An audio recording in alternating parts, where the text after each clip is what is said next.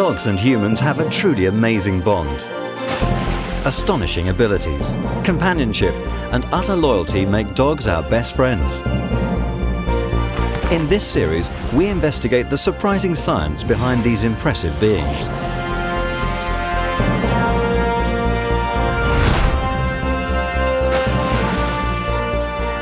From rescue dogs, to fire dogs, to the dog next door. What makes dogs so extraordinary?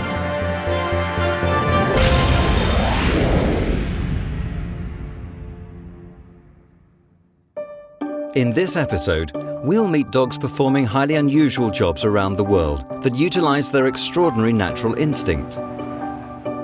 We meet Diesel, a dog whose instinct helps in vital cheetah conservation work in South Africa. It took the researchers on average something like, I think it was 26 hours to find one scat, and it took Diesel an average of an hour a scat. An amazing guide dog who can navigate the bustling streets of New York City. I would have dealt with New York by using a cane, which is a terrifying prospect. I much prefer the dog. And a Manchester Terrier trained to keep deadly poisonous toads at bay in Australia. Ozzy lets us know that he's discovered a cane toad or the scent by his little tail wags, his ears prick up, he just gets excited, he just goes ballistic, he really goes off. This is Extraordinary Dogs. Meet Diesel. He is no ordinary Staffordshire Bull Terrier. Diesel works for South Africa's Endangered Wildlife Trust's Carnivore Conservation Programme. Today, Diesel and handler Kelly have been called in to work on a special project with conservationist Wim Vorster. If I need some assistance on the reserve, I'll give Kelly a call and ask if Diesel is available, because quite often he is a bit busy with some other project. And luckily, Rietvlei is situated very close, so it's not too far for them to drive.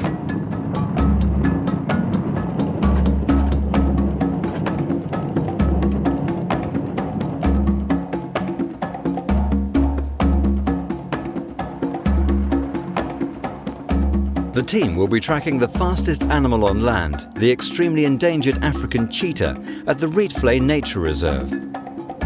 Obviously, we're working in areas where there's large dangerous animals. In some cases, we've even had to have armed guards when we've been working in areas with lions.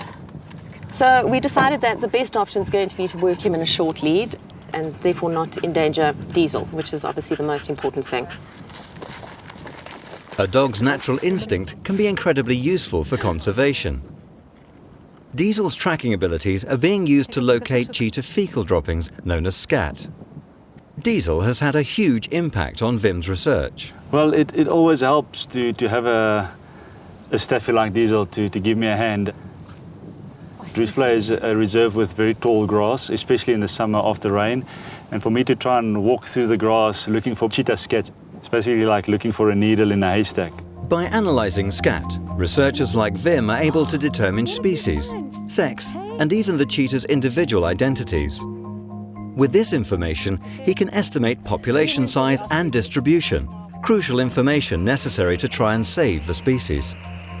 The African cheetah population is in rapid decline, and over the past 50 years, the species has become extinct in 13 countries. We've only got less than 250 breeding pairs of cheetahs in South Africa, which is why they're vulnerable. But they aren't vulnerable because they've got any problems breeding, they're vulnerable because there's not enough habitat for them. With cheetah numbers coming under more pressure than ever before in history, the need for fast, efficient ways of assessing population size and tracking changes in their habits and movements is becoming ever more urgent. In the long term, Diesel's contribution is actually helping to save the cats. Using dogs in research just makes life so much easier. We were running a research project on cheetahs on a reserve further north in South Africa, and we had researchers on the ground full-time.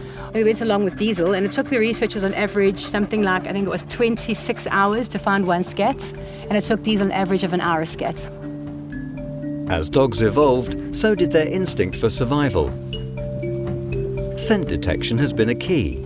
They need to be able to pick up tracks in order to find prey. In fact, a dog's ability to differentiate between scents could be considered one of its greatest instinctual talents. Some dog breeds have over 200 million receptor cells in the nose, since a dog's world is almost entirely organized by scent.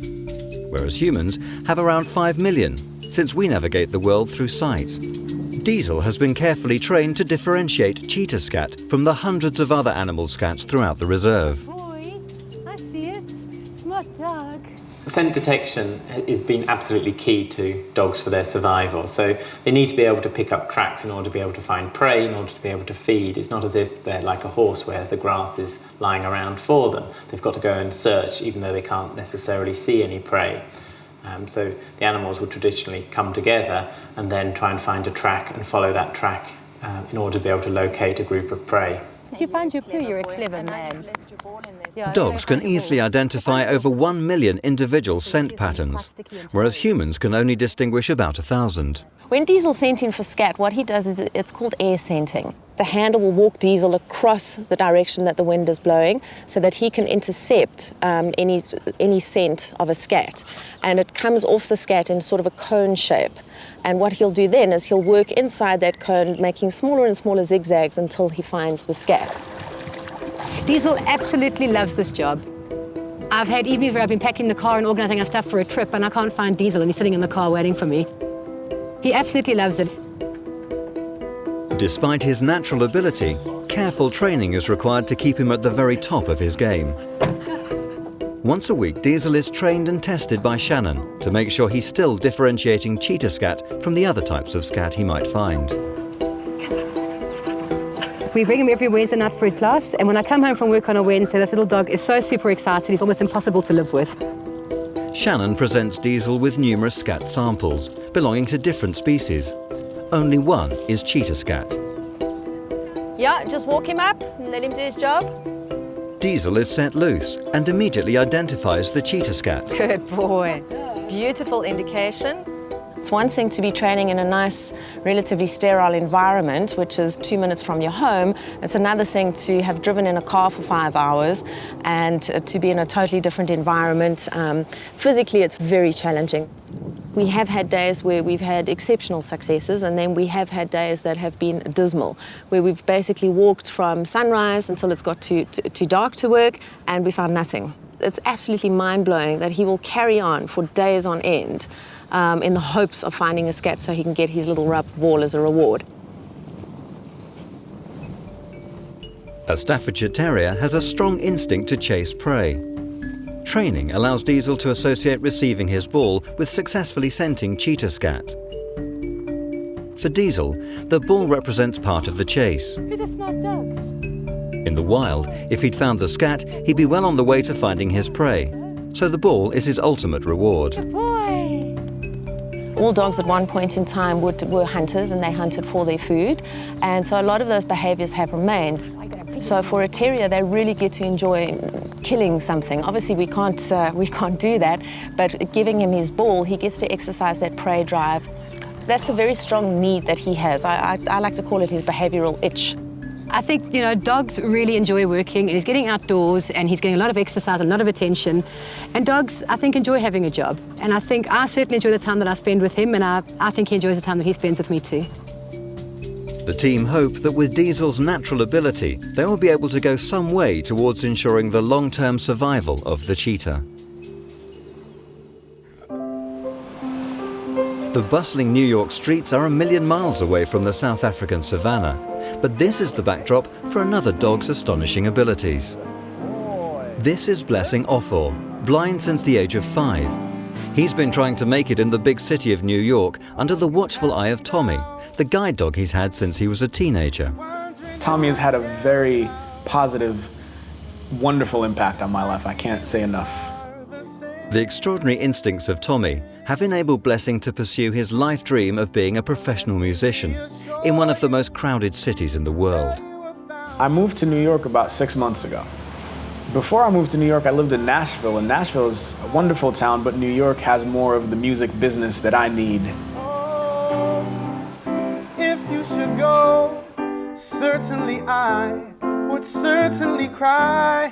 I miss you so. If you should leave, certainly I would certainly weep. I miss you so. Don't you know what you are to me?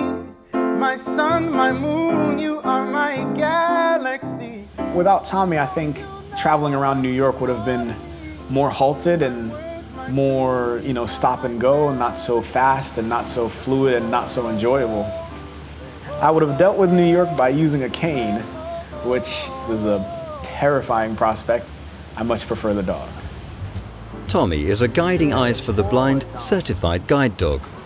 Sorry about that. Tommy has made it really easy to access the public transportation, subways and turnstiles and subway stations, and getting on and off transportation, avoiding falling into train tracks and all this kind of stuff. He's very useful in that regard. To help people like Blessing, a New York-based organization, Guiding Eyes for the Blind, provides superior guide dogs such as Tommy. Catherine Zabriskie has been working and training dogs here for the last 22 years. The majority of our dogs at Guiding Eyes will be Labrador Retrievers, and we find them that they're very adaptable to this type of work and actually the stress and the demands of guide work.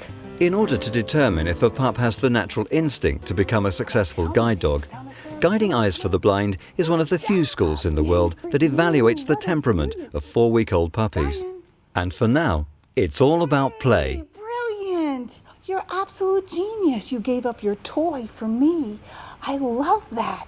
Yes, I do. The attributes that we look for in a puppy are very similar to what we look for in an adult dog. A puppy that is willing to be with people, wants to be with people, friendly, social, confident.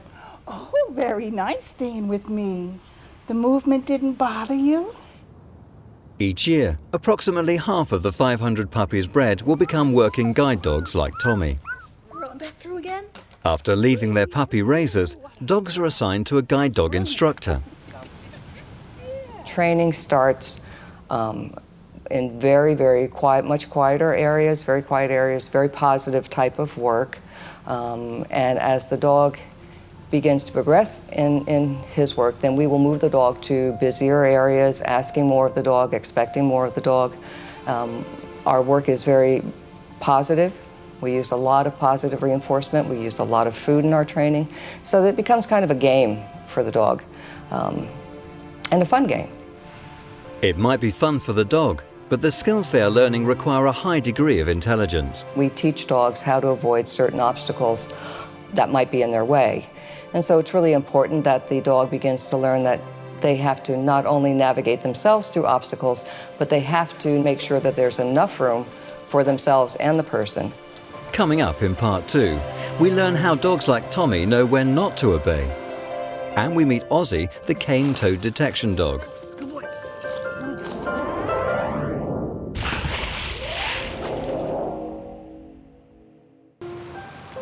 All guide dogs need to retain their natural instinct, something that can be determined, oddly, by the characteristic of occasionally ignoring their owner's command. Although this behavior could be viewed as a negative trait, it is these instinctual actions that are necessary and even encouraged in guiding dogs. This instinct is called intelligent disobedience. Intelligent disobedience is what a dog does when he or she realizes that the command given could be dangerous to both dog and handler. The dog then disobeys out of common sense rather than disobedience. It is one of the most important safety skills for any guide dog. The busy streets of New York City are especially challenging for us humans, never mind a dog.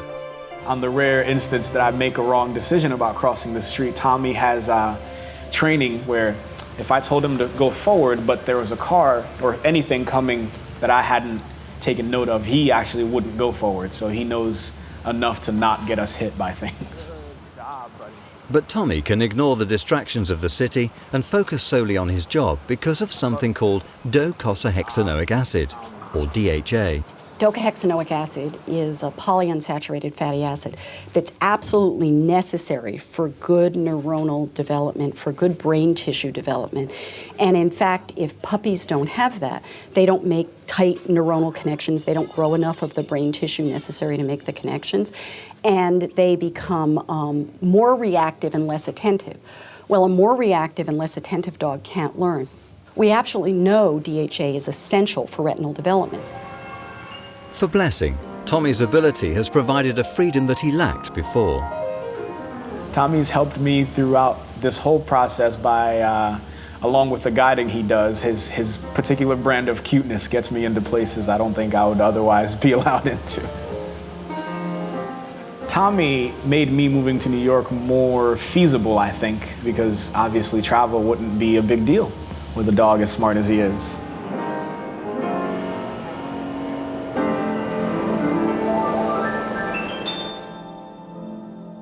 Busy and unpredictable city streets are dangerous enough, but poisonous cane toads pose an altogether different threat.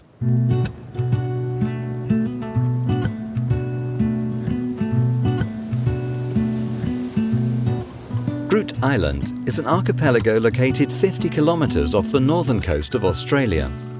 The island is home to a diverse ecosystem with around 900 plant species and 330 vertebrate groups, including 12 endangered species. In charge of helping protect this fragile habitat is Ozzy, a Manchester Terrier. His job is to keep the cane toad at bay, a poisonous pest that would threaten this whole ecosystem. He is one of only 3 dogs in the world trained specifically to seek out live cane toads. Ozzy's employer, the Annindilyakwa Land Council, first sought him out in the hope of harnessing his impressive hunting instinct.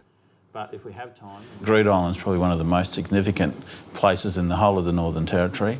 We have very few introduced feral animals or invasive weeds, so we have one of the most unique environments anywhere in the Northern Territory. If cane toads were to get onto Groote Eylandt, we would lose many of the threatened species which we have in abundance on the island. Gary Jackson, who runs the dog training company Multinational K9 in Queensland, is responsible for Ozzy's training. Come on, little fella. Up we go. Ozzy's been trained to detect cane toads. We don't want him to detect just the odour where the cane toad's been. We want him to actually find the live cane toad that are based in shipping containers that come over to Groote Eylandt. Now, what we're going to do is just going to set up a basic search down here. I've walked up here several times before, some odours all over the place. Then we're going to place a cane toad in the area there and just see if he can pick it up and start scratching. Actively looking for it there. It never ceases to amaze me just how much a dog can actually understand what we want it to try and do. And that goes as much for tracking as anything else. Dogs have an amazing ability to actually teach themselves an awful lot of information. So when we train a tracker dog, whilst the trainer is very important, the dog itself does a lot of self-training. Hey, you want it? You want It is vital that Ozzy stays on a lead. If he was to chew a cane toad, its poison could be enough to kill him. Ozzy's success hinges not only on his instinct, but also on his keen sense of smell. We want him to actually hunt the cane toad. If he was only taught to find cane toad odour, he'll go up to a shipping container and sit. The dog's right, there was a cane toad there, but there's none there now. Ozzy is able to detect the odour of a live cane toad from an impressive 20 metres away. As a trained detection dog, Ozzy is able to do what humans can't, which is to track minimal changes in odour, enough to indicate not only where the subject, in this case a cane toad, has been, but which direction it is travelling in. Odour concentration decreases with time, and a dog's nose is sensitive to this. More recent tracks will have a stronger odour than older ones. In this way, a trained tracking dog is able to reconstruct the path a cane toad will have taken. Okay, Christine, these containers have just come in from Darwin. The place is absolutely plagued with cane toads, so we've got to check all these out. As a Manchester Terrier, Ozzy is athletic and determined. He has inherent hunting abilities that have developed since the 1800s, when the breed was used as a hunting dog. Well, his natural instincts is that he's got incredibly strong hunting drive, and he has incredibly high drive to be able to chase a cane toad down and try to nail him. Good boy, good boy.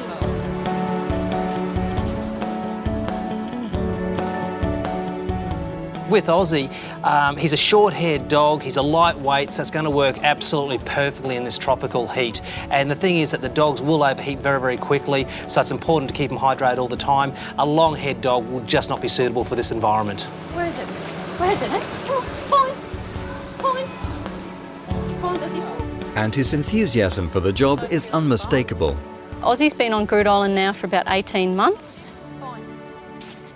Ozzy lets us know that he's discovered a cane toad or the scent by his little tail wags, his ears prick up, he just gets excited, he just goes ballistic, he really goes off. Where is it? Hey, hey, hey, hey, good boy, Ozzy, good boy. Hey, hey, hey. Ozzy's impressive tracking instinct is ensuring that Groote Eylandt stays cane toad free, and this fragile ecosystem will remain for many generations to come.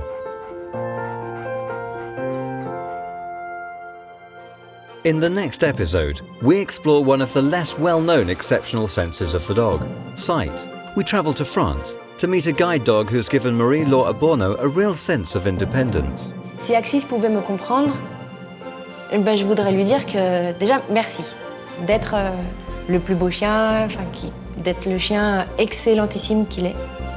The border collies who make their vital jobs seem like play. They do not react to the departing or landing aircraft 50 meters from the edge of them. If they see a bird, their main focus is on this bird. And in Japan, we learn more about how guide dogs are trained to keep their owners safe. 犬の能力はやはりダブルで確認を取って歩いてますから